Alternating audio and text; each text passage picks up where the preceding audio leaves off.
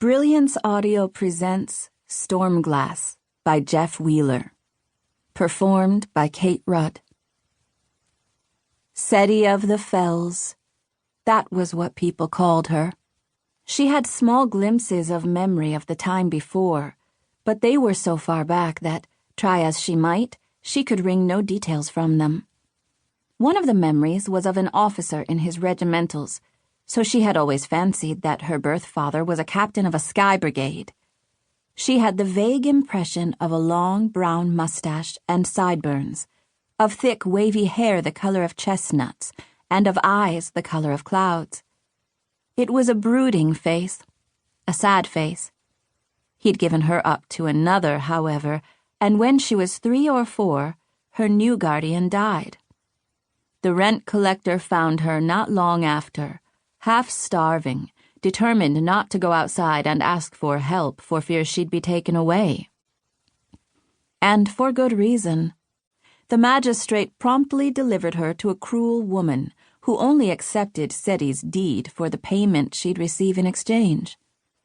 That first woman had given way to another, and then another, and then her current guardian, Miss Charlotte. But they were all the same. They made the children they took in work, and they punished them. Everything since had been a blur of misery. It had all brought Cettie to this moment, darting through the streets of the Fells, searching for a glimpse of her missing friend. Cettie and Joseph were Miss Charlotte's eldest wards, and, together, they took care of the younger children in the household. They were rarely given food by their guardian, so Joseph stole to feed them. He'd never been caught before, but he'd been away for much too long this time. What if the authorities had found him? The streets were chaotic and crowded. The Fells brimmed with businesses of every shape and sort.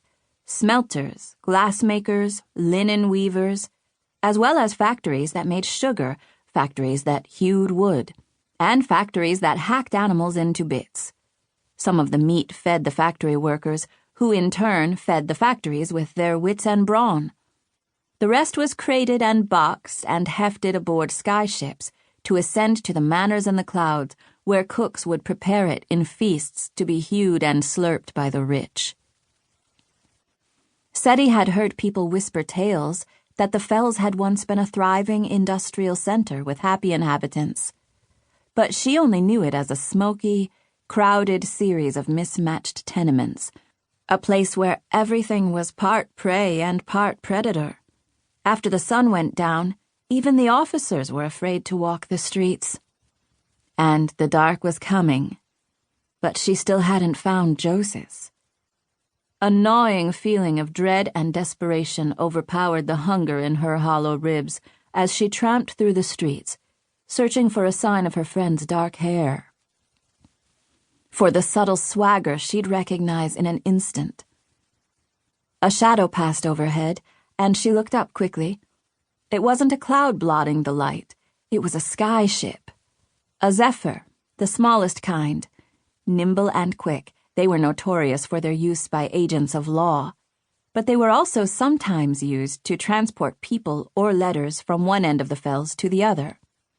As this one passed, she craned her neck to watch it go by. She had no idea how the wooden hull, the spars, and the side sails managed to float through the air. It was a magic of sorts, one of the mysteries,